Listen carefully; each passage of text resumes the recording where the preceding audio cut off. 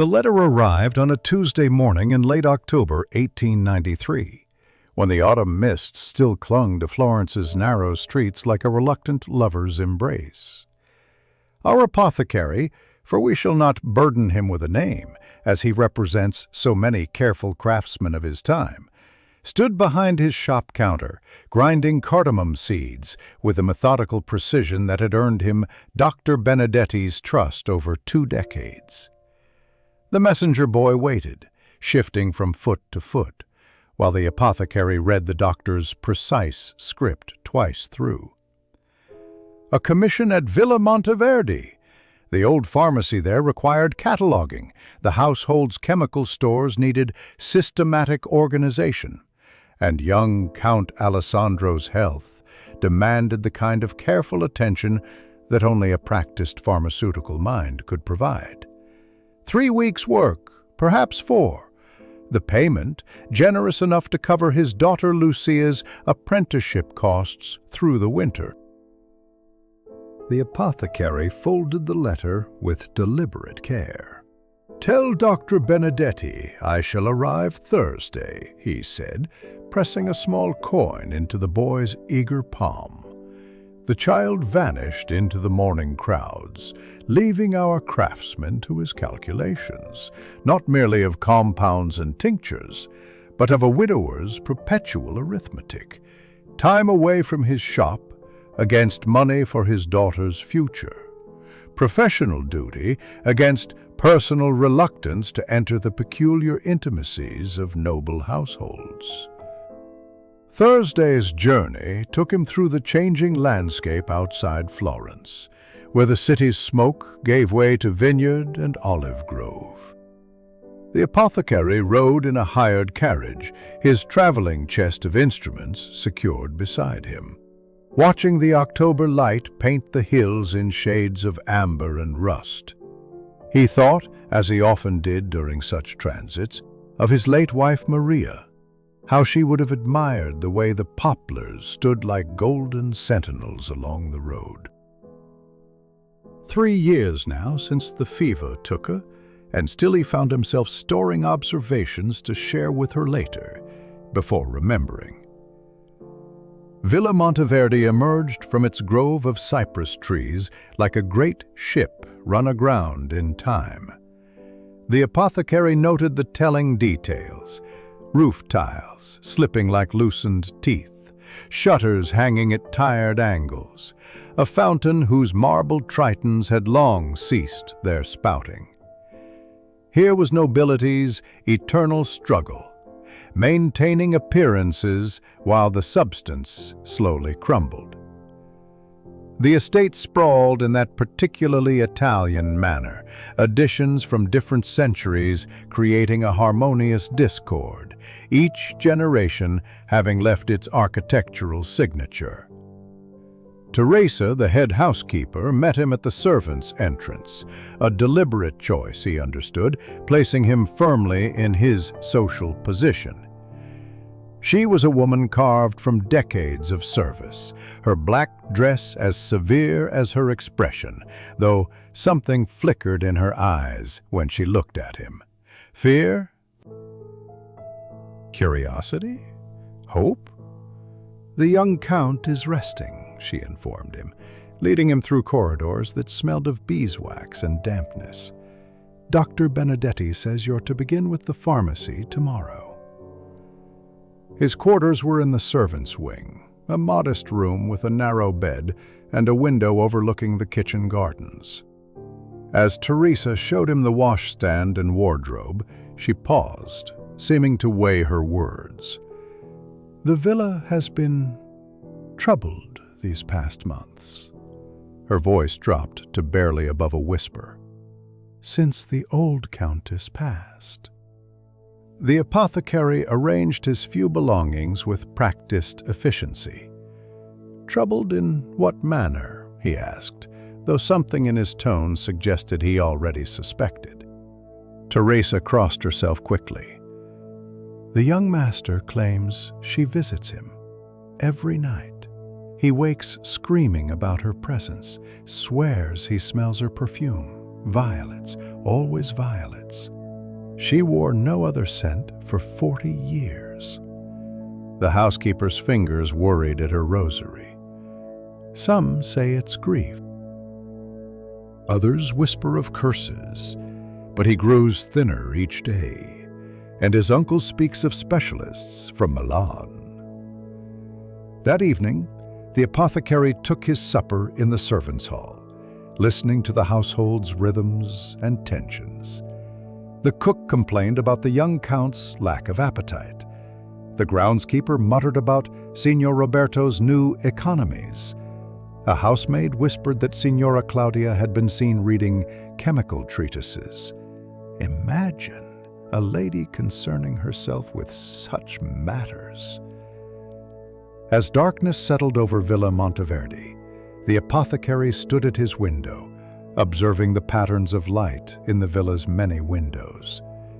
In the west wing, a single lamp burned. Alessandro's room, he guessed.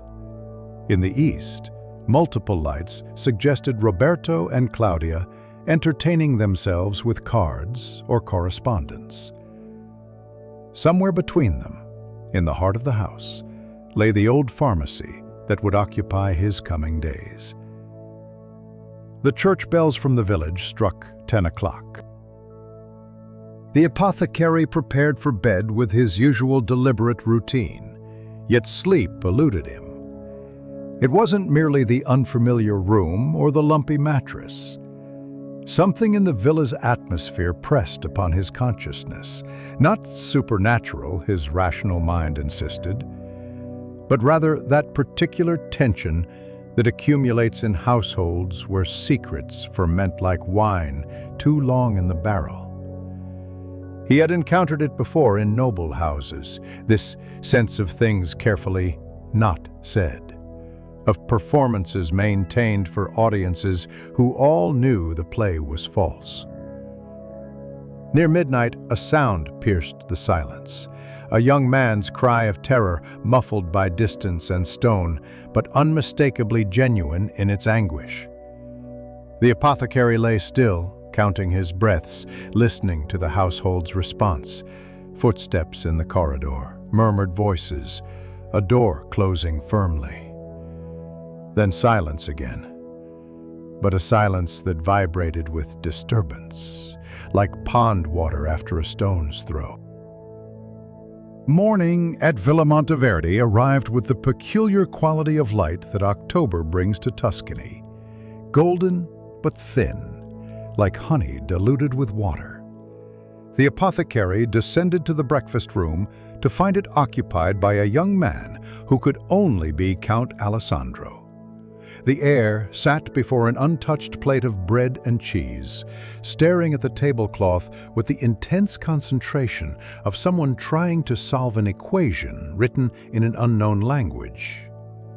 At 19, Alessandro Monteverde possessed the kind of delicate beauty that suggested generations of careful breeding had perhaps been too careful. His hands, resting on either side of his plate, trembled slightly. Whether from exhaustion or fear, the apothecary couldn't yet determine. Dark circles beneath his eyes spoke of many sleepless nights, and his black mourning clothes hung loose on a frame that had clearly lost considerable weight. "You must be the apothecary from Florence," Alessandro said without looking up. His voice carried the refined accent of education, but wavered like a poorly tuned violin. "Dr. Benedetti speaks highly of your discretion." The apothecary took the offered seat, noting how the young count flinched at the chair's scraping. "I am here to organize your pharmacy, my lord. Nothing more requires discussion, unless you wish it." Alessandro finally raised his eyes, gray, intelligent, tormented. "Everyone thinks I'm going mad." The words emerged in a rush, as if he'd been holding them behind his teeth too long. "Perhaps I am, but I know what I experience each night. She comes to me, my grandmother. I smell her violets first, that overwhelming sweetness she always wore. Then I feel her presence, watching me from the shadows, disapproving as she always did. The apothecary poured himself coffee from the silver pot, using the gesture to study the young man carefully. Here was genuine distress, not performance. Whatever troubled Alessandro, he believed completely in his nocturnal visitations. The Countess Elisabetta was formidable in life, I'm told. Formidable, Alessandro laughed bitterly. She ruled this villa for 40 years after my grandfather died. Even my father deferred to her wishes. She found me insufficient. Too much time with books, not enough with horses and hunting. Too sensitive, she said, unfit to carry the Monteverdi name. His fingers drummed against the table in an irregular rhythm. Now she's dead 6 months, and still she won't let me rest. Before the apothecary could respond, footsteps announced another arrival. Signor Roberto entered with the confident stride of a man comfortable in spaces he didn't quite own. At 48, Alessandro's uncle presented a stark contrast to his nephew, robust where Alessandro was frail, decisive where the young count wavered. His morning coat was cut in the latest Milanese fashion, and his mustache waxed to military perfection. "Alessandro, you must eat something," Roberto said, though his tone suggested duty rather than genuine concern. His eyes found the apothecary, assessed him quickly, dismissed him as harmless. "And you must be our pharmaceutical expert. I trust you'll bring some order to that chaos upstairs. My mother, the late Countess, accumulated remedies like some women collect jewelry." The mention of his grandmother made Alessandro visibly shudder. Roberto noticed, and something flickered across his face. Frustration? Calculation? It passed too quickly to read clearly. "I have business in Florence today," he announced. "Do try to accomplish something productive, Alessandro. The estate won't manage itself while you indulge in morbid fancies." After Roberto's departure, the apothecary found Alessandro more willing to speak. The young man led him through the villa's main floor, pointing out family portraits with a mixture of pride and resentment. They paused before a large oil painting of Countess Elisabetta, painted perhaps 20 years prior. She gazed down with eyes that seemed to follow their movement, her expression suggesting she found the entire world slightly disappointing. "She wore violet water every day of her adult life," Alessandro said quietly. "Had it specially made by a perfumer in Paris. Bottles and bottles shipped here each year. The scent permeated everything she touched, her clothes, her rooms, her letters. Even now, certain corridors still carry traces of it." The old pharmacy occupied a large room on the second floor, with north-facing windows that provided steady, indirect light. The apothecary stood in the doorway, momentarily overwhelmed by the magnitude of his task. Shelves lined 3 walls, floor to ceiling, packed with bottles, jars, and containers, spanning what appeared to be centuries of accumulation. A central workbench bore the dust of months without use, though someone had recently disturbed one corner, finger marks visible in the grime. "My grandmother believed in being prepared for any ailment," Alessandro explained, hovering at the threshold as if reluctant to enter. "She studied chemistry in her youth, unusual for a woman of her generation. She corresponded with pharmacists across Europe, always seeking new preparations." The apothecary began his preliminary survey, noting the strange mixture of ancient and modern. Here, a jar of mercury pills that might have treated syphilis in the last century. There, a bottle of chloral hydrate, the modern sedative.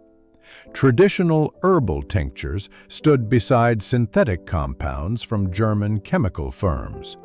It would take days just to create a basic inventory. As he worked through that first morning, Alessandro remained nearby, sometimes talking, sometimes falling into brooding silence.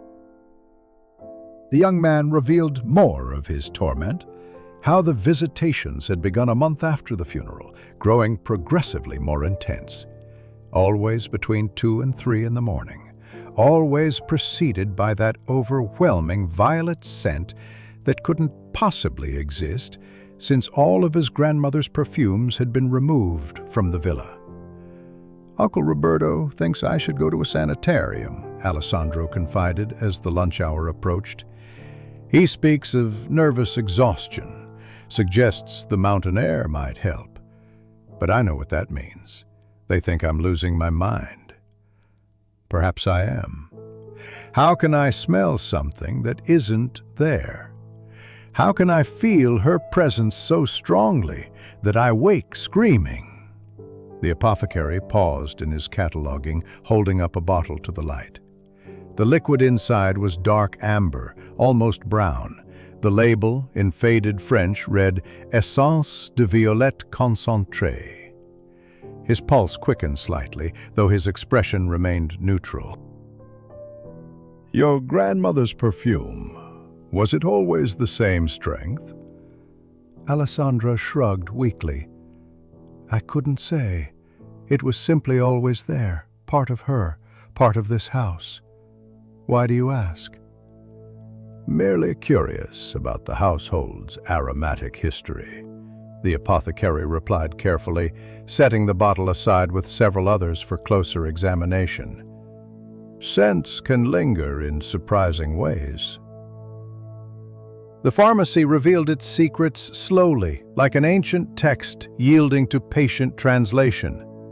On his third day at Villa Monteverdi, the apothecary had established a working rhythm, arriving before dawn, categorizing through the morning, analyzing in the afternoon light. Each shelf told its own story of medical fashion and family anxiety. Here, the remedies for a generation's worth of migraines. There, enough laudanum to ease a small army's pain. The concentrated violet essence haunted his thoughts. He'd found 3 more bottles hidden among the chaos, far too much for simple perfumery. The concentration was industrial strength, the kind used by commercial perfumers as a base, requiring significant dilution before human use. 1 drop could scent an entire room for hours. The mathematical part of his mind, the part that calculated dosages and measured compounds, began working through dispersal rates and molecular weights. That morning, while reaching for a high shelf, his left hand cramped, the rheumatism that had begun troubling him since Maria's death, as if grief had settled in his joints. He paused, massaging the aching fingers, when suddenly he caught a whiff of something achingly familiar. The preparation Maria had used for her own joint pains, a mixture of wintergreen and camphor she'd learned from her grandmother. The scent transported him instantly. Maria at her dressing table, rubbing the salve into her hands while discussing Lucia's education. Always planning, always thinking ahead. "You seem distressed," a woman's voice observed from the doorway. Signora Claudia Monteverdi stood watching him with an expression of polite interest that didn't quite reach her eyes. At 39, she maintained the kind of austere beauty that suggested discipline rather than nature's gifts. Her dark hair was pulled back severely, and her dress, though expensive, was deliberately modest, the costume of a woman who understood that in her husband's family, she would always be the outsider from minor Venetian nobility. "Merely a touch of rheumatism, Signora," the apothecary replied, returning to his work. "The change in weather, perhaps." She entered the pharmacy with surprising confidence, examining his growing inventory lists with genuine interest. "You've made remarkable progress. My late mother-in-law would have been impressed. She valued organization, though she never quite achieved it herself." Claudia picked up a bottle of prussic acid, reading the label with understanding that suggested more than casual knowledge. "She taught me a great deal about chemical properties during my first years here." It was a way to gain her approval. The apothecary watched her carefully. That was generous of the Countess. Not many women of her generation would share such knowledge. Generous? Claudia's laugh was bitter as quinine. She wanted to ensure someone could maintain her precious collection after she was gone. Roberto had no interest, and Alessandro? She glanced toward the window where the young count could be seen walking listlessly through the garden below. She deemed him too delicate for such practical matters. As Claudia examined more bottles, she revealed unexpected expertise, correctly identifying compounds, understanding their interactions, even suggesting improved storage methods for volatile substances.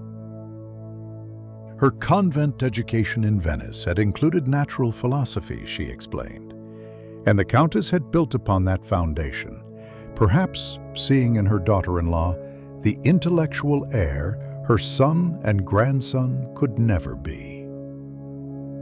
The conversation was interrupted by Teresa's nephew, Pietro, whom the apothecary had agreed to instruct in basic preparations.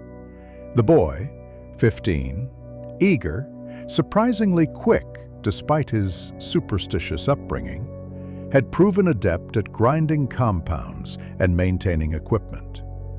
He entered, carrying a tray of coffee and biscuits, but his eyes were bright with news rather than service. "Signor, the servants are talking," Pietro began, then caught sight of Signora Claudia and fell silent. "Continue," Claudia commanded, with the natural authority of one accustomed to household intelligence. "What are they saying?" Pietro glanced at the apothecary, who nodded permission. "They say Count Alessandro was heard arguing with empty air last night, shouting at someone to leave him be, and Marco, the undergardener, swears he saw lights moving in the old Countess's sealed chambers, though no one's entered those rooms since the funeral." Claudia's expression remained neutral, but the apothecary noticed her fingers tighten on the bottle she held. "Servants gossip," she said dismissively, though her voice carried an undertone of something else. Concern? Calculation? "Pietro, you'd do better to focus on your learning than on idle chatter." After she departed, Pietro helped the apothecary sort through a box of newer additions to the pharmacy, purchases made within the last year, judging by the labels. Among them, the apothecary discovered something that made his breath catch, a modern atomizer, the kind recently developed in France for dispensing perfumes in fine mist. It was hidden beneath older equipment, wrapped in cloth as if someone had wanted to preserve it carefully. "What is it, Signor?" Pietro asked, noting his mentor's sudden stillness. "A device for creating very fine sprays," the apothecary explained, examining the mechanism. "Quite expensive, quite modern." He set it aside with the concentrated violet essence, his mind drawing connections he wasn't yet ready to voice. "Tell me, Pietro, you've lived near the villa all your life. What do you know of the family's financial situation?" Pietro lowered his voice conspiratorially. "My Aunt Teresa says the old Countess kept tight control of everything. She had the wealth, her father was a banker, while the Monteverdi name had only land and debts. Now that she's gone, Count Alessandro inherits everything, but—" The boy paused, clearly enjoying his role as informant. "They say Signor Roberto has been managing poorly.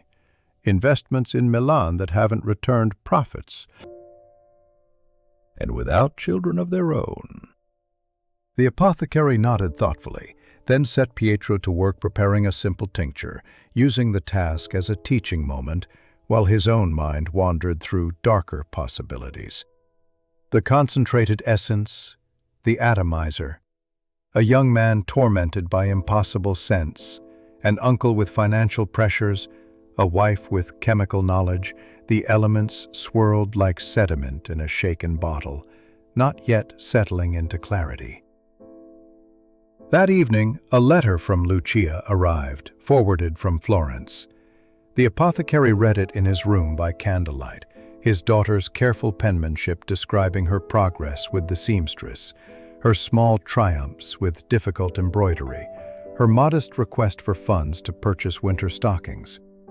She ended, as always, with inquiries about his health and gentle reminders to eat properly, mothering him as she'd done since Maria's death, though she was only 12. He set the letter aside and stood at his window, observing the villa's nighttime geometry. In the West Wing, Alessandro's lamp burned steadily. The young man rarely slept before the haunting hour. In the east, Roberto's study showed light, and the apothecary could make out a figure pacing. Financial worries, perhaps, or other calculations. Between them, the sealed chambers of the late Countess remained dark. Yet as the apothecary watched, he could have sworn he saw a flicker of light pass one window. Imagination, surely, or reflection from elsewhere. Still, he made a mental note to investigate those rooms if the opportunity arose. In his experience, the dead kept their secrets poorly. It was the living who excelled at deception. Don Giuseppe arrived at Villa Monteverdi on a gray Thursday afternoon, when the autumn rain had just begun to tap against the pharmacy windows like nervous fingers. The apothecary heard him before seeing him, the priest's distinctive wheeze climbing the stairs, the product of 67 years and too much incense in damp churches. When the old man appeared in the doorway, his black cassock sparkled with raindrops, and his face carried the weight of serious purpose. "I need to speak with you," Don Giuseppe said without preamble, "about matters both spiritual and decidedly temporal." The apothecary set aside the bottle of digitalis he'd been cataloging, enough to stop several hearts he'd noted with professional interest, and offered the priest the room's only comfortable chair. Don Giuseppe settled himself with the careful movements of aging bones, his eyes scanning the organized chaos of the pharmacy with surprising sharpness. "You taught Count Alessandro as a boy," the apothecary prompted, pouring water from the pitcher he kept for washing equipment. 8 years of Latin and theology," Don Giuseppe confirmed, accepting the glass gratefully. A brilliant mind, perhaps too sensitive for his own good. He would spend hours pondering whether angels could feel sorrow, while his cousin learned to shoot and ride. The priest paused, seeming to weigh his words like a merchant measuring gold. "I fear for him now. This business with his grandmother's spirit, it goes against both reason and faith." The apothecary resumed his work, allowing silence to draw out the priest's thoughts. In his experience, men of the cloth often needed space to approach their true concerns obliquely, like ships tacking against the wind. The Countess Elisabetta was a complicated woman, Don Giuseppe continued, his fingers worrying at his rosary. Devout in her way, generous to the church, but he trailed off, then seemed to make a decision. 3 days before she died, she called me for confession. What she told me remains sealed by sacred oath, but afterward, she had me witness changes to her will. Legal documents, nothing requiring spiritual confidentiality. Changes that favored Alessandro? Precisely. The priest leaned forward, his voice dropping. She removed certain conditions that would have allowed Roberto to challenge the inheritance, should Alessandro prove mentally incompetent. She seemed to fear something, though she wouldn't say what. Now, 6 months later, her grandson sees her ghost nightly, and Roberto speaks openly of sanitariums and legal guardianship. The apothecary's hands stilled on a jar of belladonna. You suspect earthly rather than supernatural causes for Alessandro's visions? Don Giuseppe's expression grew conflicted, the eternal struggle between faith and reason playing across his weathered features. I believe in the resurrection of the dead and life everlasting, but I also studied in Rome, where they teach logic alongside liturgy. The timing troubles me.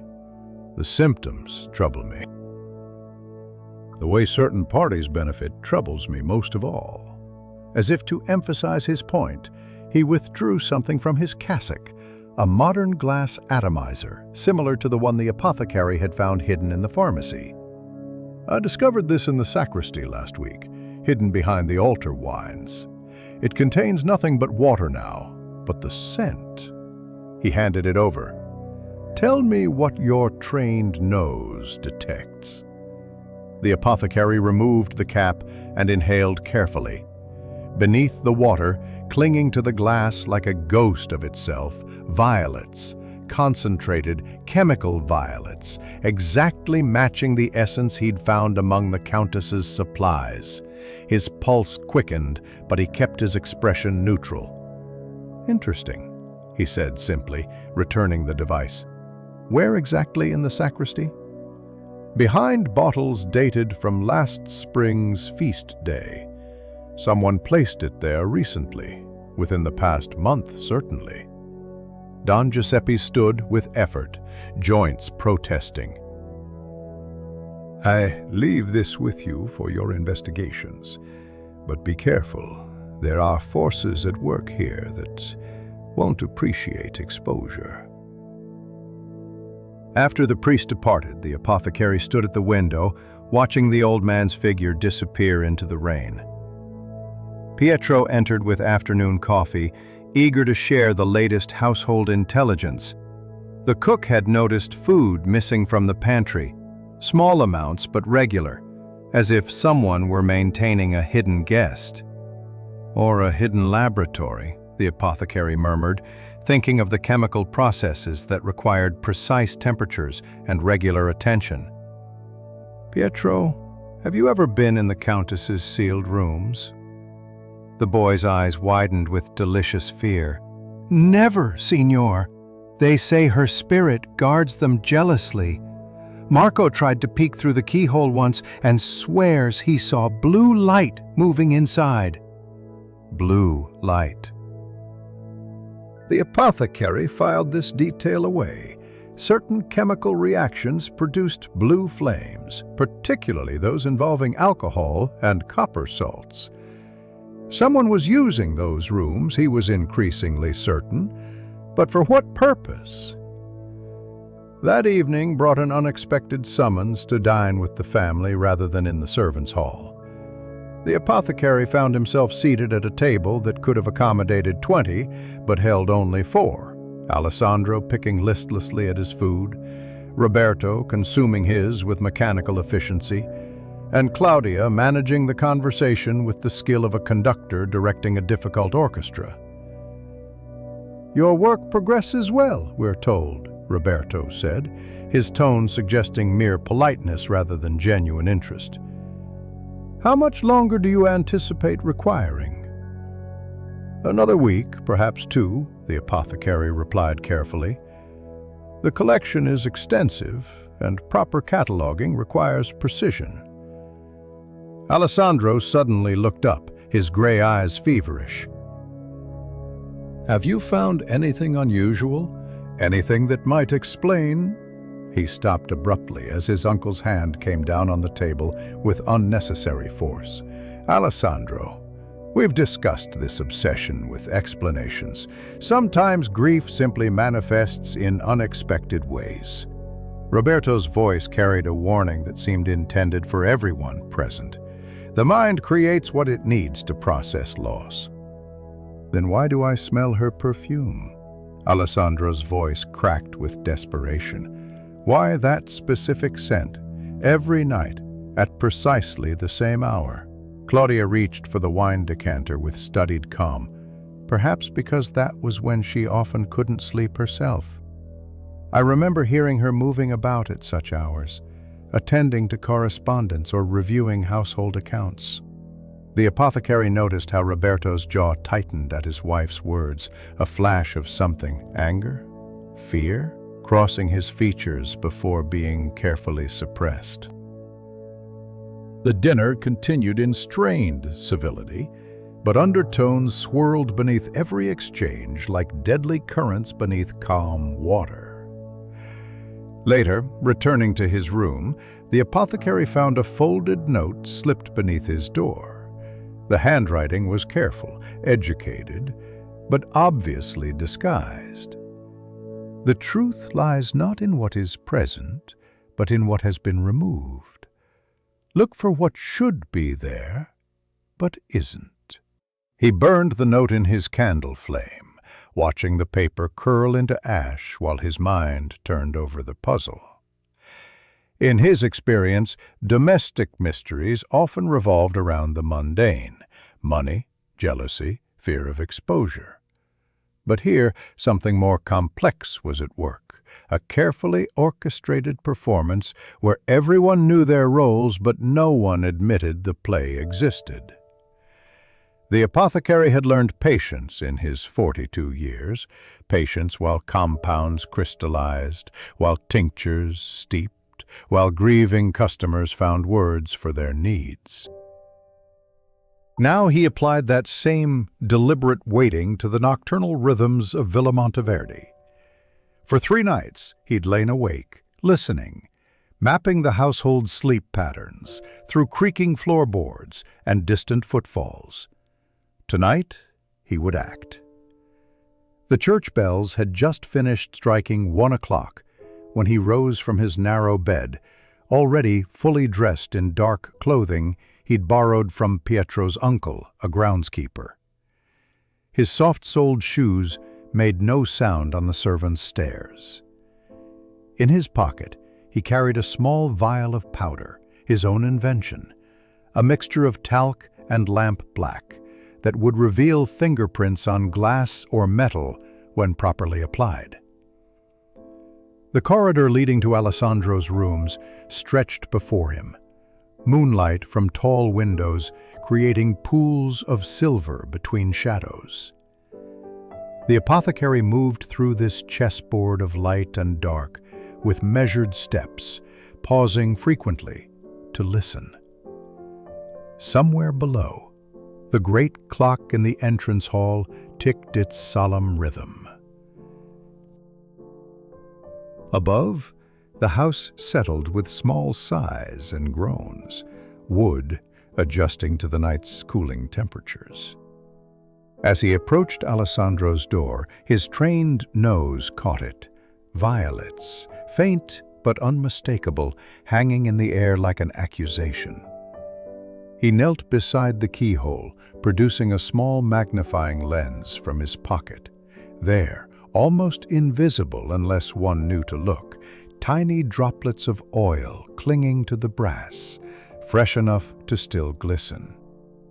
Someone had been here within the past hour. The apothecary applied his powder carefully around the lock mechanism, then used a soft brush to reveal what he'd suspected: no fingerprints. Whoever had done this wore gloves, showing forethought and planning, rather than spontaneous mischief. He was documenting the pattern of oil droplets in his notebook when a sound made him freeze. Footsteps, soft but definite, approaching from the main staircase. Training and instinct took over. He pressed himself into an alcove housing a marble bust of some long-dead Monteverdi ancestor, becoming as still as the stone itself. The footsteps drew closer, accompanied by the faintest rustle of fabric. A figure passed within arm's reach, medium height, wrapped in a dark cloak, moving with the confidence of someone who knew exactly where they were going. The figure paused at Alessandro's door, and the apothecary heard the distinctive sound of an atomizer being primed, that mechanical whisper of air compressing. Then came the soft spray, directed precisely at the keyhole. The entire operation took less than 10 seconds. The figure turned to leave, and moonlight caught their profile for an instant, but the hood of the cloak obscured any identifying features. The apothecary remained frozen until the footsteps faded completely, counting slowly to 100 before emerging from his hiding place. The violet scent was stronger now, already beginning to seep under the door. Within the hour, it would permeate Alessandro's room, and the young man would wake to his grandmother's signature scent, convinced of her spectral presence. Following the intruder's path would be futile and dangerous. They clearly knew the villa's geography intimately. Instead, the apothecary made his way to the one place he hadn't yet investigated, the sealed chambers of the late Countess. The corridors grew colder as he climbed to the third floor, where the family's private quarters lay. Here, portraits of Monteverdi ancestors watched from the walls with expressions of perpetual judgment. The Countess's suite occupied the villa's oldest wing, its heavy oak door sealed with ribbon and wax bearing the notary's official stamp. But seals, the apothecary had learned, were only as honest as the people who respected them. He examined the wax carefully under his lens. Hairline cracks suggested it had been carefully pried away and reattached, probably multiple times. Producing a thin blade from his kit, he worked the seal free with surgeon's precision, making mental note of exactly how it had been positioned. The door opened on well-oiled hinges, another sign of recent use. Inside, the rooms should have held the stale air of abandonment. Instead, he detected fresh chemical odors, alcohol, sulfur, and something else, something acrid and metallic. The Countess's sitting room appeared untouched, furniture covered in dust sheets, like ghosts at a gathering. But the apothecary's trained eye caught anomalies, disturbed dust patterns on the floor, a chair slightly out of position, the corner of one sheet tucked differently than the others. He moved deeper into the suite, following his nose toward the chemical scents. In what had been the Countess's private study, he found it, a makeshift laboratory hidden behind a Chinese screen. Someone had assembled a small but efficient workspace, spirit lamp, glass beakers, copper tubing, and bottles of various chemicals. On the work table lay a notebook filled with careful measurements and observations, all related to the concentration and dispersal rates of violet essence. The handwriting was deliberately simplified, but certain letter formations betrayed education and refinement. The apothecary was photographing the setup in his memory when he heard it. Voices in the corridor outside, approaching rapidly. Without hesitation, he extinguished the spirit lamp and moved to the window, pushing it open carefully. A narrow ledge ran along the exterior wall, decorative stonework from a more ornate architectural period. He climbed out, closing the window behind him just as the door to the suite opened. Pressed against the cold stone, 3 stories above the garden, he regulated his breathing and listened. 2 voices, muffled by glass but distinguishable. Roberto's authoritative baritone and another, lighter, that could have been either Claudia or Teresa. They seemed to be arguing, though the words remained indistinct. After several tense minutes, he heard the door close again and footsteps receding. The apothecary waited another quarter-hour before making his way along the ledge to a safer window, one opening into a linen storage room. Once inside, he allowed himself a moment to let his hands stop shaking. Age and rheumatism made such acrobatics increasingly difficult, and the drop would have been fatal. But he'd learned what he needed to know. Someone was using the Countess's rooms for chemical experiments directly related to Alessandro's haunting. Returning to his room by a circuitous route, he found Pietro waiting anxiously in the corridor. "Signor, I was worried. Count Alessandro woke screaming again, worse than before. Dr. Benedetti has been summoned from Florence."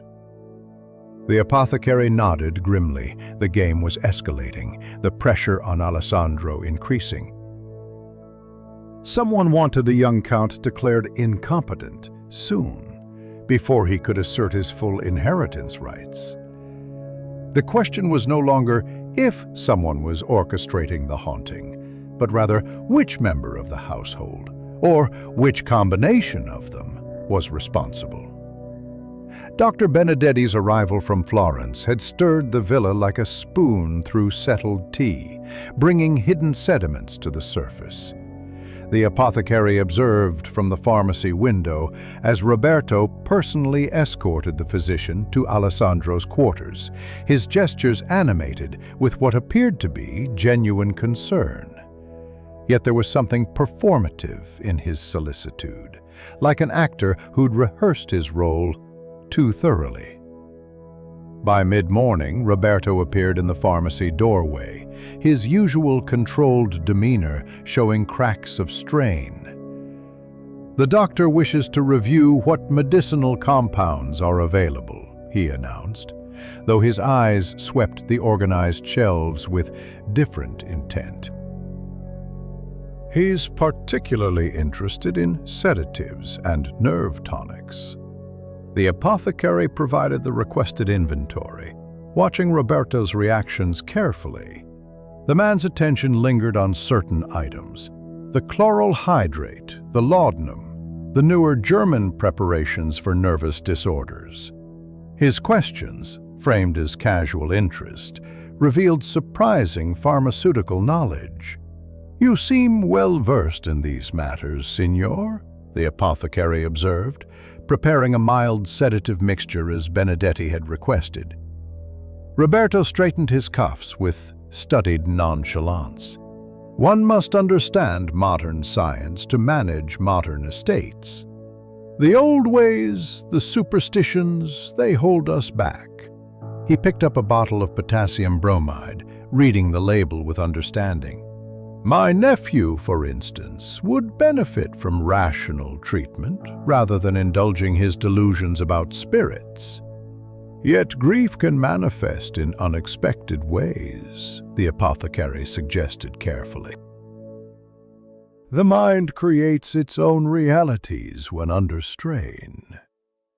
Precisely why professional intervention may be necessary." Roberto's tone hardened slightly. "There's an excellent facility in Milan, directed by Dr. Moretti, a man of science, not sentiment. He's had remarkable success with cases of hereditary nervous weakness." The phrase hung in the air like a diagnosis already decided. The apothecary continued his work, measuring and mixing, while Roberto revealed more than he perhaps intended. He spoke of the estate's financial pressures, the need for modern agricultural methods, investments that required capital the family didn't possess, unless one counted Alessandro's inheritance from his grandmother. "The boy doesn't understand," Roberto continued, warming to his theme. "He speaks of maintaining the villa as a monument to the past, while debts accumulate like autumn leaves." The Countess, at least, understood the necessity of difficult choices. Pietro appeared in the doorway, interrupting Roberto's monologue. "Signor, you're needed below. The correspondence from Milan has arrived." Roberto's expression shifted, satisfaction quickly masked by concern. "Ah, yes, Dr. Moretti's evaluation notes.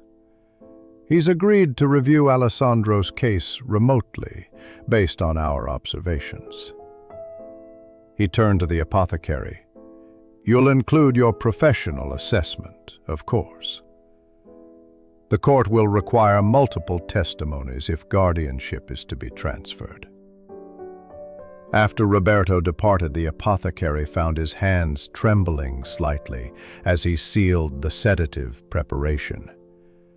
The machinery of Alessandro's dispossession was already in motion, legal documents and medical opinions being assembled like pieces of a scaffold. Pietro lingered in the doorway, his young face troubled. "Signor, may I speak freely?" When the apothecary nodded, the boy continued in a rush. "My Aunt Teresa overheard Signor Roberto arguing with his wife last night. Signora Claudia accused him of moving too quickly, said people would ask questions. He replied that time was running out, something about creditors in Milan growing impatient." The apothecary filed this information carefully, while instructing Pietro in the proper dilution of tinctures. The boy proved an eager student, his natural intelligence overcoming his lack of formal education. As they worked, Pietro revealed more household intelligence. Servants had noticed Roberto entering the Countess's sealed rooms late at night, though he always claimed to be checking the wine cellars below. That afternoon, while delivering the sedative to Dr. Benedetti, the apothecary encountered an unexpected scene. Alessandro sat in the library, more animated than he'd appeared in days, arguing passionately with his uncle, while Benedetti observed with clinical detachment. "I'm not insane," Alessandro insisted, his pale hands gripping a legal document. "This commitment order, you can't simply declare me incompetent because I'm experiencing grief." Roberto's voice remained maddeningly reasonable. "It's not a commitment, merely an evaluation, a few weeks of rest and professional observation, while you assume control of the estate." Alessandro's intelligence hadn't been dimmed by his torment. "I've read the terms. A guardian would have full authority over all family assets during my recovery." Claudia entered, carrying a tea service, her movements precisely controlled. As she poured, the apothecary noticed her hands, steady as a surgeon's, with faint stains on her fingers that suggested recent chemical work. She'd tried to remove them, but the trained eye could spot the telltale yellowing that came from handling certain compounds. "Alessandro, dear," she said with practiced sympathy, "we only want what's best for you." "These nightly terrors, these visions, they're destroying your health. Then why do they only occur here?" Alessandro demanded. "When I stayed in Florence last month for the Feast of San Lorenzo, I slept peacefully. It's only in this villa, only in my own room, that grandmother's ghost appears."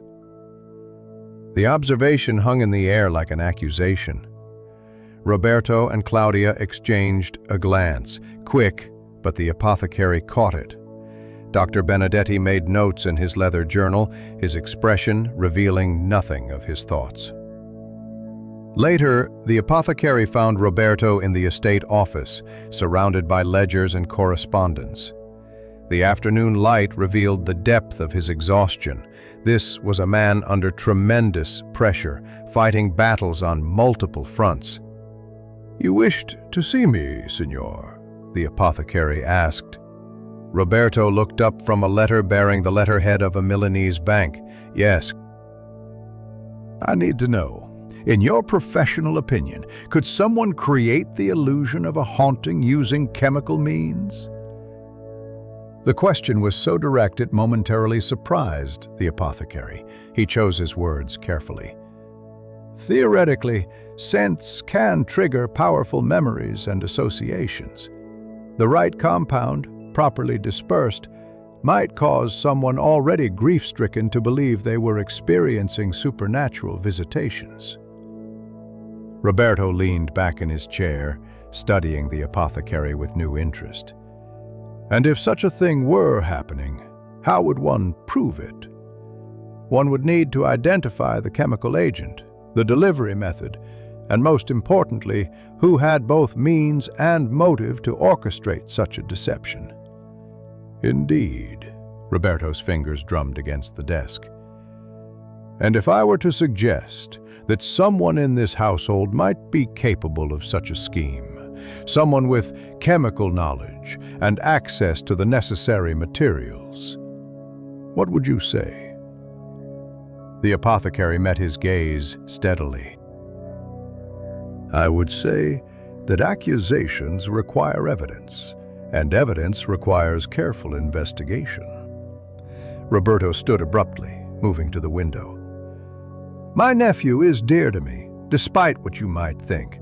But if his mind is truly breaking, keeping him here out of misguided family loyalty would be cruel. The question is whether his affliction springs from within or without. The conversation ended with Roberto dismissing him, but the apothecary sensed a shift in the household's dynamics. Roberto's questions suggested he suspected the haunting was manufactured. But did he suspect others? Or was he testing whether his own scheme had been discovered? The morning brought unexpected rain, drumming against the pharmacy windows while the apothecary conducted his most delicate work yet. He'd risen before dawn to analyze the violet essence properly, using equipment borrowed from Dr. Benedetti's travel case. The concentration was even higher than he'd initially suspected. A single drop could contaminate a room for hours with the right dispersal method. Pietro watched with fascination as the apothecary demonstrated the mathematical precision required. See here, he explained, drawing diagrams in his notebook. If we calculate the room's volume, approximately 800 cubic feet, and factor in the natural air circulation through the keyhole, we can determine exactly how much essence would create a perceptible but not overwhelming scent. The boy's quick mind grasped the implications immediately. Someone who understood these calculations could create the perfect illusion. Precisely. Too much would be obvious, too little wouldn't achieve the effect. This requires scientific knowledge. The apothecary held up the atomizer he'd been studying, and this device, it's calibrated to deliver exactly 2 milliliters per compression. Someone has been very methodical. Their work was interrupted by Claudia's arrival. She entered without knocking, her usual composure slightly fractured. Her dark hair, normally perfectly arranged, showed signs of hasty pinning, and those telltale chemical stains on her fingers had darkened despite obvious attempts at cleaning. I need to speak with you privately, she announced, glancing meaningfully at Pietro. The boy departed reluctantly, and Claudia moved to the window, her back to the apothecary. My husband is planning something terrible, she said quietly. The commitment papers, they're already signed by 2 physicians in Milan who've never even met Alessandro. Roberto has promised them significant compensation. The apothecary continued his work, allowing silence to draw out more information. In his experience, guilty consciences often filled empty spaces with confession. I know what you must think, Claudia continued, turning to face him, that I'm complicit. And perhaps I am, through my silence. But I came to this house as a bride with nothing but my name and education. Roberto saved my family from bankruptcy. I owed him loyalty, or so I believed. She picked up a bottle of laudanum, examining it with those surprisingly knowledgeable eyes. The Countess taught me about chemicals to keep me occupied, to make me useful. She never imagined I'd understand enough to recognize what's being done to her grandson. What exactly is being done? The apothecary asked carefully. Claudia's laugh was bitter as winter herbs. You already know, don't you? The violet essence, the atomizer, the midnight visits to Alessandro's door. But you don't know why it began, or who truly initiated it. She moved among the shelves with familiar ease, fingers trailing along bottles she'd helped organize years before. The Countess changed her will days before her death. She'd discovered something. Roberto's debts were far worse than anyone knew. He'd been embezzling from the estate for years, covering one loan with another, hoping his investments would eventually profit. She threatened to disinherit him entirely. But she died before she could. Yes, quite suddenly, though not suspiciously. Her heart had been weak for years. The shock of discovery, the anger, Dr. Benedetti said it was natural for a woman her age. Claudia paused at a bottle of digitalis, the same one the apothecary had been cataloging days before. Natural. Such a convenient word. The implications hung between them like morning mist. The apothecary made another calculation in his notebook, this one about timing and opportunity rather than chemical dispersal. Who else knows about the haunting's artificial nature? Teresa suspects, I think. She's served this family too long not to recognize patterns. And there's someone else involved. Someone who actually performs the midnight dispersals. Roberto's hands shake too much from drink. And she held up her own steady hands, I refused after the first time. The look in Alessandro's eyes the next morning, I couldn't bear it. Before the apothecary could respond, footsteps pounded up the stairs. Pietro burst in, face flushed with urgency. Signor!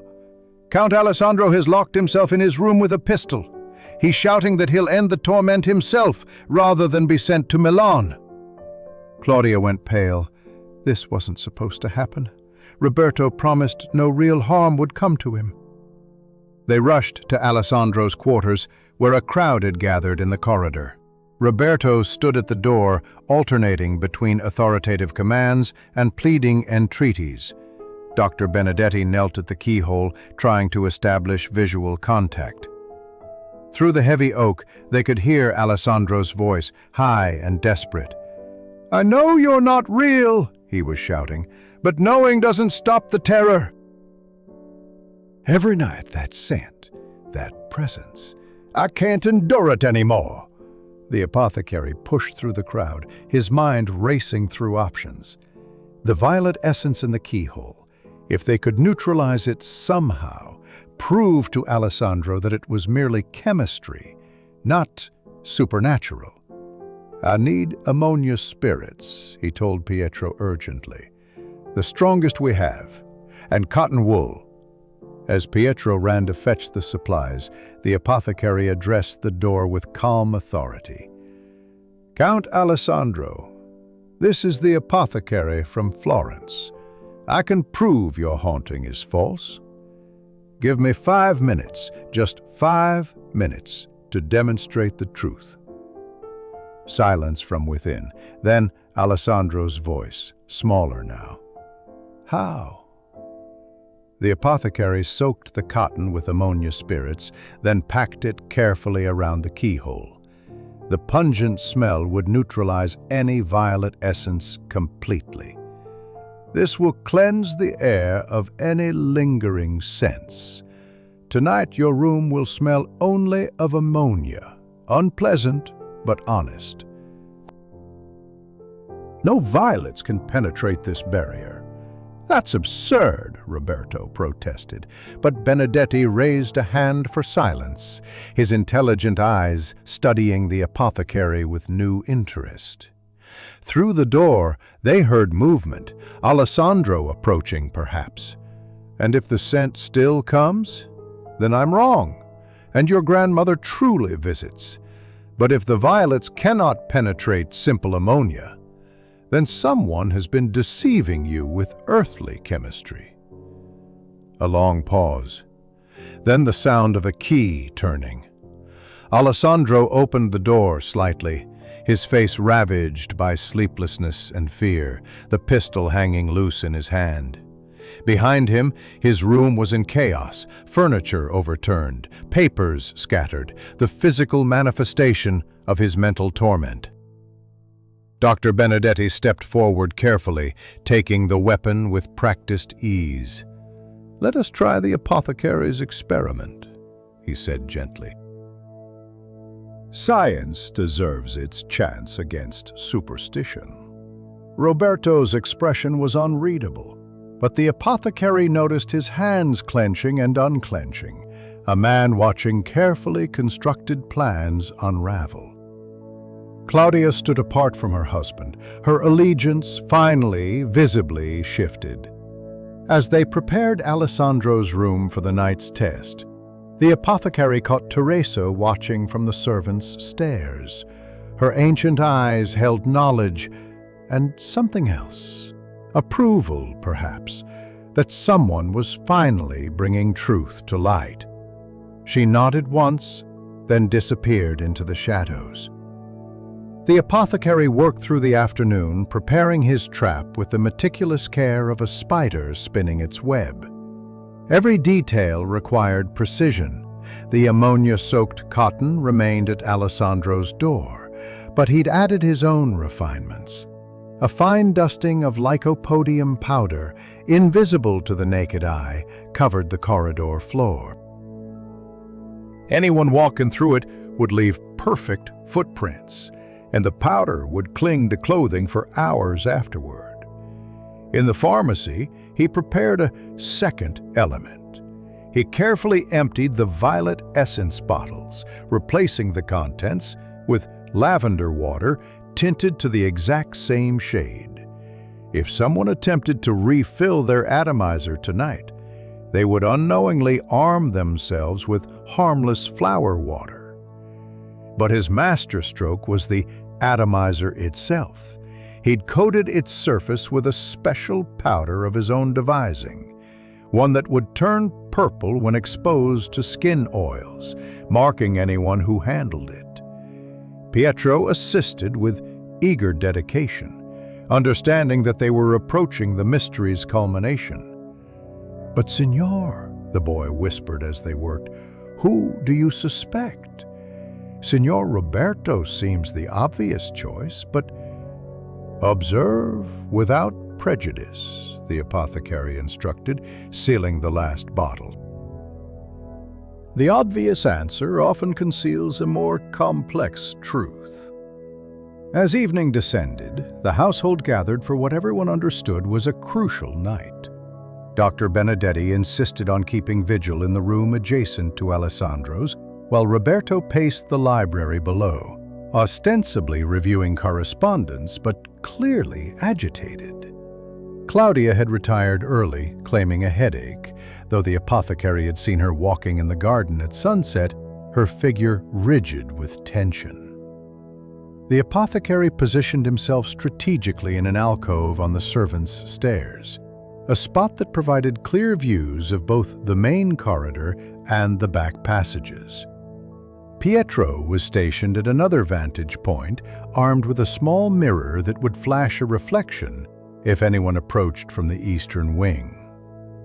The church bells struck midnight, then 1 o'clock.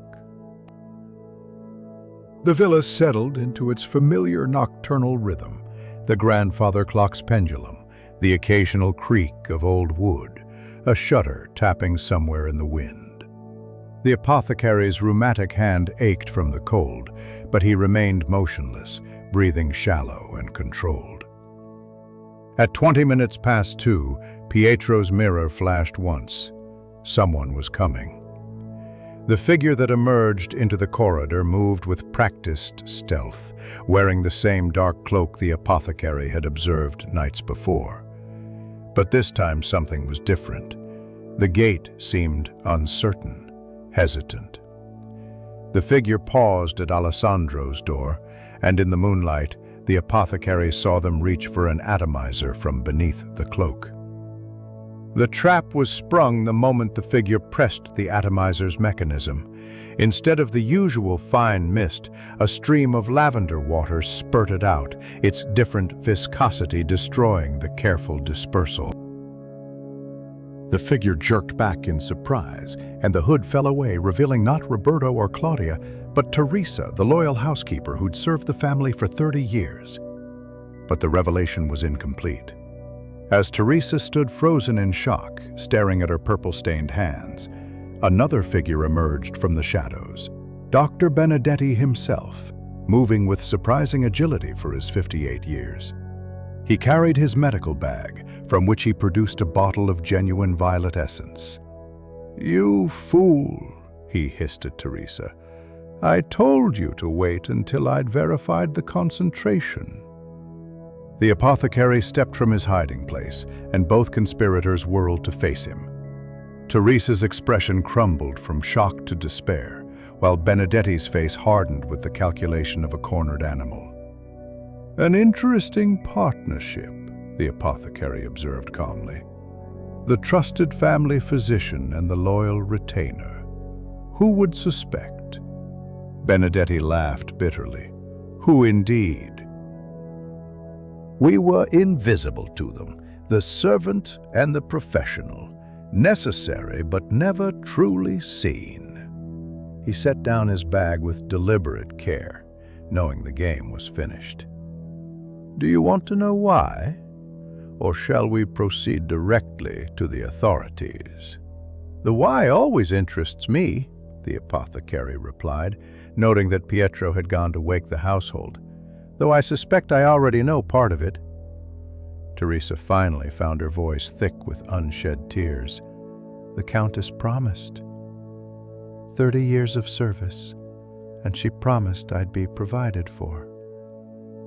But when she died, the new will left me nothing. Everything to that boy who barely knew her, while those who'd devoted their lives to the family were forgotten." "That's only part of it," Benedetti added, his Vienna-trained rationalism giving way to long-suppressed emotion. "Roberto offered us 10% of the estate's value if we helped him gain guardianship. With Alessandro in an asylum, Roberto would control everything. He could sell the lands, pay his debts, and still have enough to maintain appearances." The apothecary studied the purple stains spreading on Teresa's hands. "But Roberto wasn't the architect of this scheme, was he? He was merely an opportunist who recognized what you'd already begun." Benedetti's expression confirmed it. "We started the hauntings before Roberto even knew his mother had changed the will. Teresa had kept some of the Countess's violet essence. Sentimental reasons, she claimed. When I mentioned how powerful scent memories could be, how they could trigger psychological responses, the idea formed naturally. You were testing your theory when Roberto discovered it and offered to finance a more elaborate production, the apothecary concluded. The atomizer, the concentrated essence, the precise timing, all purchased with his money, but executed with your expertise. By now the corridor had filled with members of the household. Alessandro stood in his doorway, his face cycling through shock, rage, and ultimately a kind of exhausted relief. Roberto appeared in his nightrobe, his expression unreadable as he absorbed the scene. Claudia remained on the stairs, watching with the detached interest of someone observing a play whose ending she'd already guessed. Teresa, Alessandro said quietly, and the single word contained volumes of betrayal. You held me as a child. You comforted me when my parents died. The old woman began to weep, the tears she'd held back for months finally breaking free. You don't understand what it's like, young master, to give everything and be left with nothing. To watch wealth pass to those who never earned it, while you face old age and poverty. Dr. Benedetti maintained his composure better. I've served this family for 20 years, treated every ailment, kept every secret. The Countess died naturally. I never harmed her, I swear it. But when I saw how easily Alessandro's grief could be manipulated, how a few drops of scent could convince him of supernatural visitation, it seemed like justice. Justice, Alessandro repeated flatly. You drove me to the edge of madness for justice. The local constabulary arrived within the hour, summoned by Pietro, who'd proven remarkably efficient in crisis. As Benedetti and Teresa were led away, the doctor turned back one final time. Check the estate records from 15 years ago, he called to Alessandro. Ask why your grandmother really changed her will. The answer might surprise you. Roberto stepped forward as if to protest, but Claudia placed a restraining hand on his arm. In the chaos of revelation, their own roles in the affair remained ambiguous. Roberto's opportunism unprovable, Claudia's knowledge deniable. They would remain at the villa, their positions unchanged, but their relationship to Alessandro forever altered.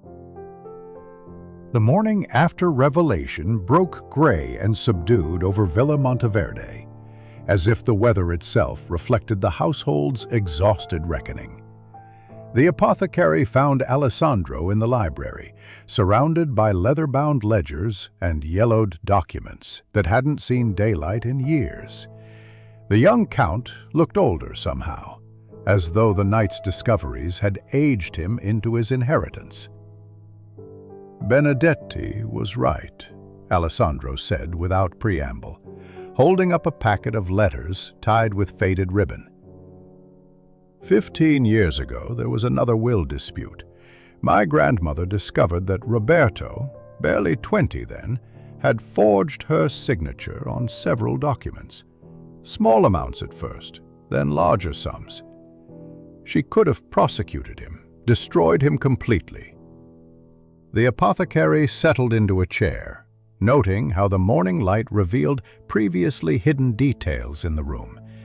Water stains on the ceiling, worn patches in the Persian carpet, cracks in the oil painting's varnish. Everything in the villa seemed to be admitting its true condition.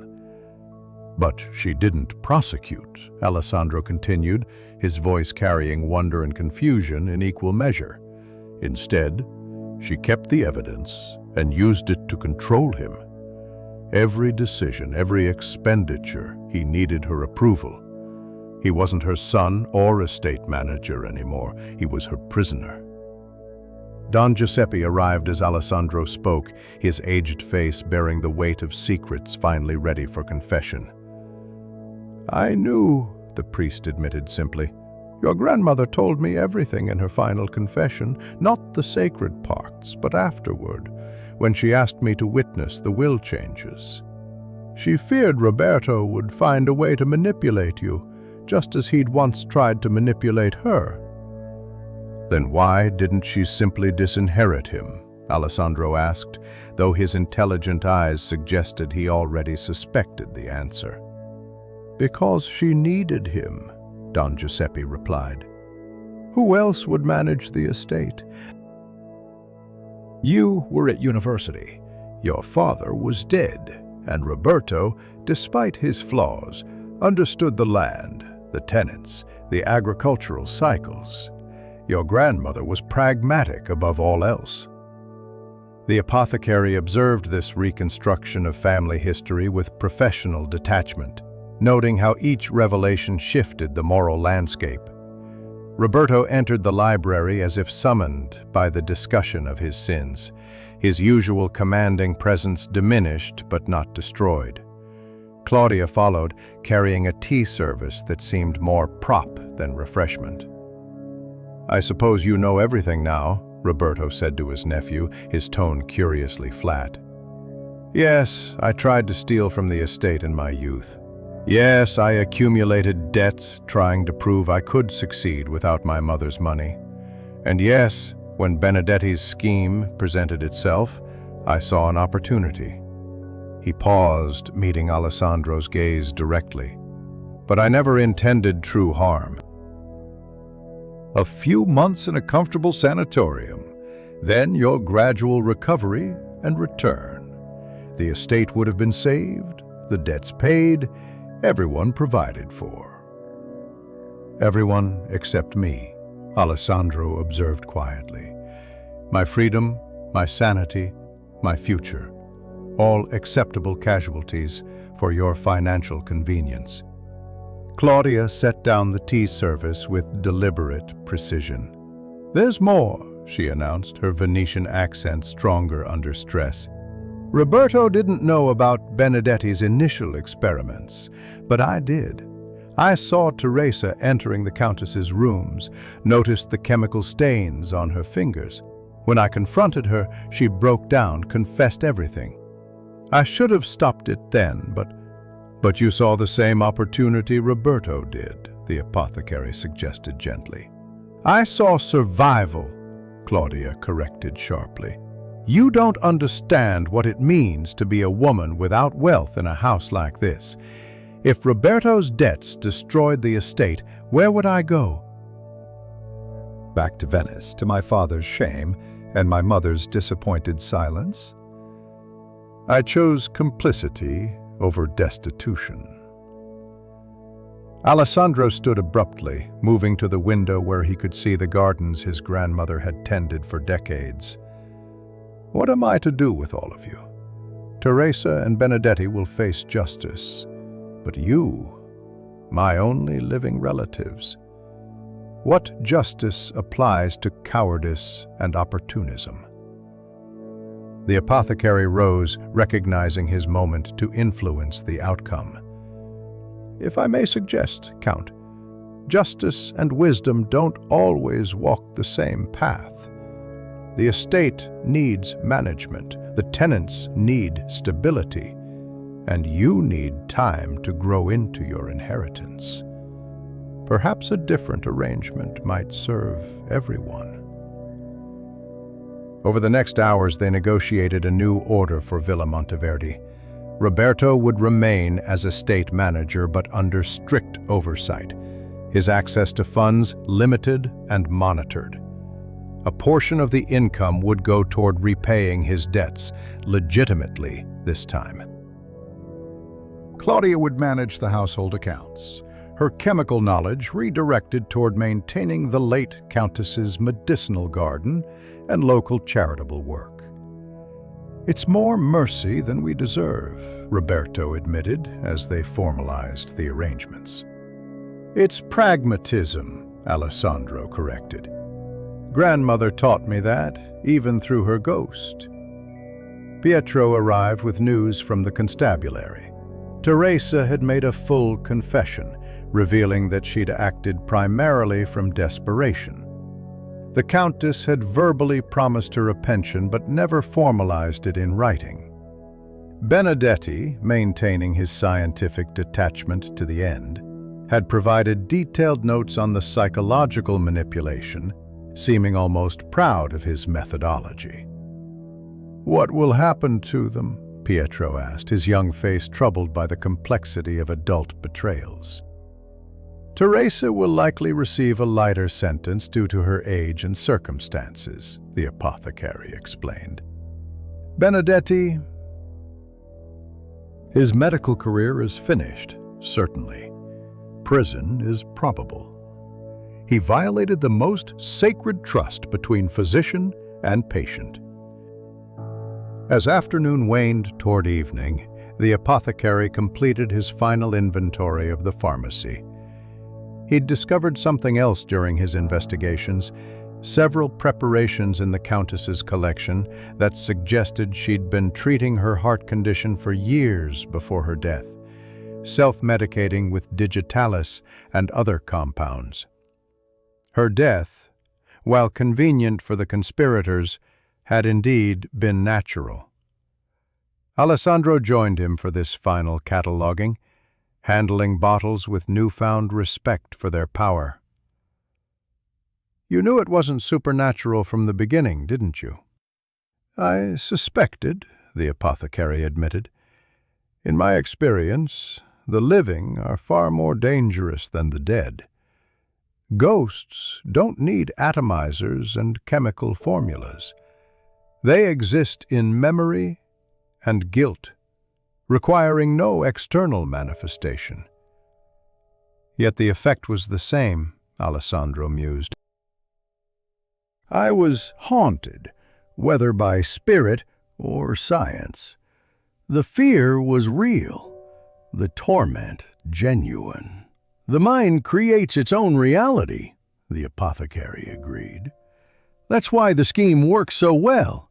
Your grief, your guilt over your grandmother's disapproval, these were the true ghosts. Benedetti and Teresa merely gave them form and scent." As they worked, Alessandro revealed his plans for the future. He would return to his law studies, but spend weekends at the villa, learning the estate management Roberto had mastered. The pharmacy would be preserved but modernized, serving the local community as his grandmother had originally intended. "And the violet essence?" Alessandro asked, holding up one of the bottles the apothecary had replaced with lavender water. "I suggest destroying it all," the apothecary replied. "Some scents carry too much history to remain innocent." That evening, they burned the violet essence in the garden, watching the purple smoke dissipate into the Tuscan twilight. The scent, intensified by combustion, filled the air one final time, not as a haunting, but as an exorcism. Alessandro stood silent throughout, his face reflecting not just the fire's light, but a kind of peace, the expression of someone who'd faced their demons and found them mortal after all. 3 weeks had passed since the night of revelations, and the apothecary stood in his shop in Florence, grinding cinnamon bark for the Christmas preparations that his customers favored. The familiar rhythm of pestle against mortar soothed his thoughts, which often wandered back to Villa Monteverdi and its peculiar redemption. Through his window he watched the December crowds navigating the narrow streets, their breath visible in the cold air, their faces bright with seasonal anticipation. Lucia had returned from her apprenticeship the previous evening, full of stories about the elaborate embroidery she'd mastered for a cardinal's vestments. At 12, she possessed her mother's quick fingers and her father's methodical mind, a combination that would serve her well in whatever path she chose. She worked beside him now, carefully measuring dried herbs into paper packets, humming a carol she'd learned from the other apprentices. "Papa," she said suddenly, "you seem different since you returned from the villa. Lighter, somehow, despite the strange things that happened there." The apothecary considered his daughter's observation. She was right, of course. Children often saw truths that adults obscured with complexity. The events at Villa Monteverdi had reminded him that grief, while powerful, need not be permanent. The false haunting had paradoxically exorcised some of his own ghosts, those persistent memories of Maria that had kept him suspended between past and present. A bell announced a customer, and Pietro entered, dressed now in a proper apprentice's coat that the apothecary had procured for him. The boy had chosen to continue his pharmaceutical education in Florence, with Alessandro's sponsorship covering his expenses. He brought news from the villa, delivered with the breathless enthusiasm that characterized all his communications. "Count Alessandro sends his regards," Pietro reported, producing a letter sealed with the Monteverdi crest. "And Signora Claudia has successfully established a dispensary for the local villagers. She says the work gives her purpose she never knew she lacked." The apothecary broke the seal and read Alessandro's careful script. The young count wrote of gradual healing, of nights that still brought anxiety but no longer terror. He'd discovered his grandmother's botanical journals and was studying them with genuine interest, finding in her scientific notes the approval she'd never given in life. Roberto had thrown himself into estate management with renewed dedication, perhaps understanding that redemption required effort rather than schemes. But the most surprising news came in the postscript. Teresa had been sentenced to only 6 months' confinement, considering her age and circumstances.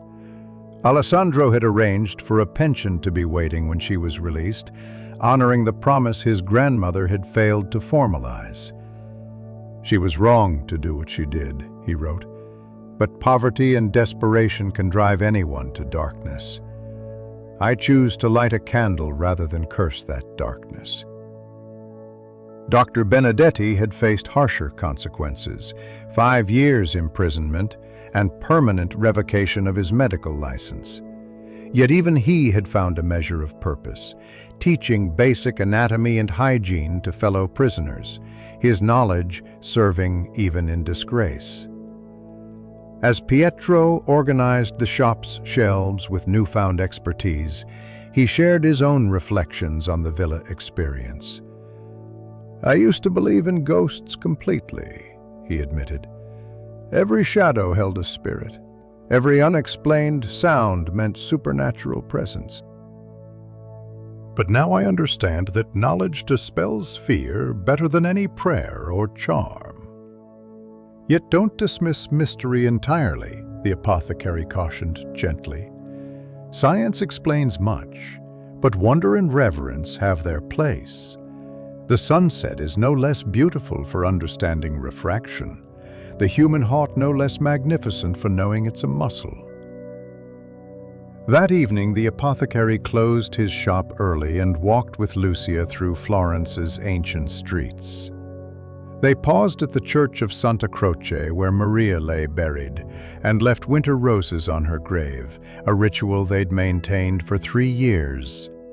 But tonight felt different, less mournful and more grateful, an acknowledgement rather than a lamentation. "Tell me about the villa again," Lucia requested as they walked home. "About how you discovered the truth."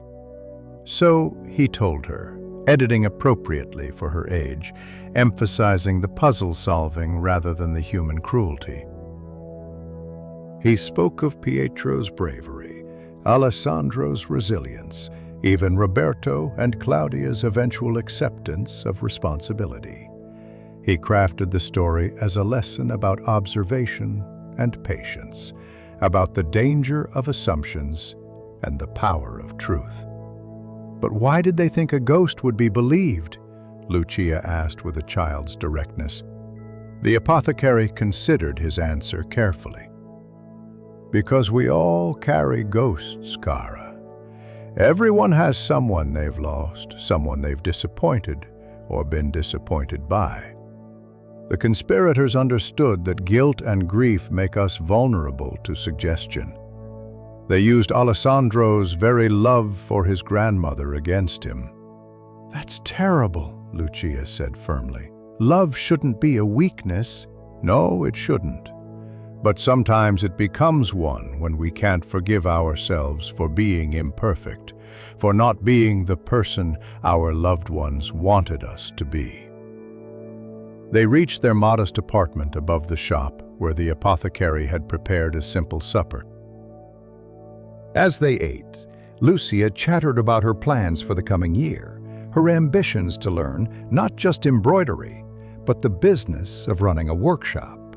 She had her mother's ambition tempered with her father's caution, a promising combination. Later, after Lucia had gone to bed, the apothecary stood at his window, looking out over the city's tiled roofs and smoking chimneys. Somewhere to the north, Villa Monteverde stood in its grove of cypresses, its inhabitants learning to live with truth rather than deception. He thought of Alessandro, probably reading in his library, free from the violet-scented torment. Of Roberto and Claudia, perhaps finding in honest work the satisfaction that schemes had never provided. Even of Teresa, counting the days until her release and a second chance. The church bells struck 9 o'clock, their bronze voices carrying across the cold December air. The apothecary turned from the window and prepared his evening tea, chamomile tonight, for peaceful sleep. As he measured the dried flowers, he smiled slightly, remembering how a different flower's essence had nearly destroyed a young man's sanity. Chemistry, he reflected, was merely a tool. Like language or music, it could create or destroy, heal or harm, reveal truth or weave illusion. The responsibility lay not in the knowledge itself, but in the hands that wielded it. He'd spent his life measuring and mixing, creating remedies for the body's ailments. At Villa Monteverde, he'd provided a different kind of remedy, one for deception and greed, for family dysfunction and the corruption of trust. The tea steeped, releasing its gentle fragrance.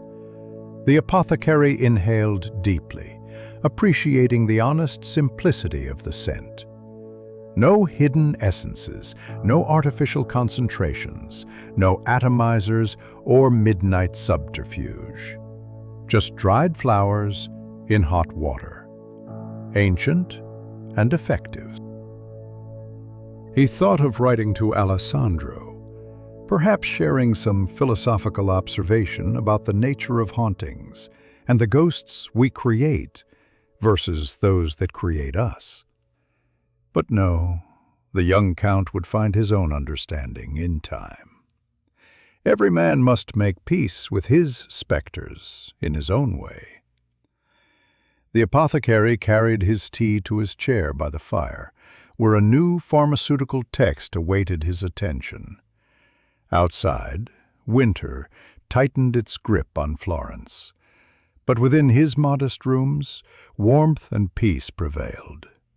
He opened the book to a chapter on new synthetic compounds from Germany, reading with professional interest, while part of his mind remained at Villa Monteverde, where science had dispersed superstition, and truth had banished false ghosts. Some might say he'd simply solved a puzzle, unraveled a mystery through observation and logic. But the apothecary understood he'd done something more. He'd helped a haunted young man realize that the dead rest peacefully. It's the living who disturb our sleep. And sometimes the most powerful exorcism requires nothing more than ammonia spirits and the courage to seek truth in a world that often prefers comfortable lies. The fire crackled, the tea cooled, and the apothecary read on, content in his craft and calling, knowing that tomorrow would bring new compounds to mix, new ailments to treat, and perhaps new mysteries to solve, with patience, wisdom, and a steady hand.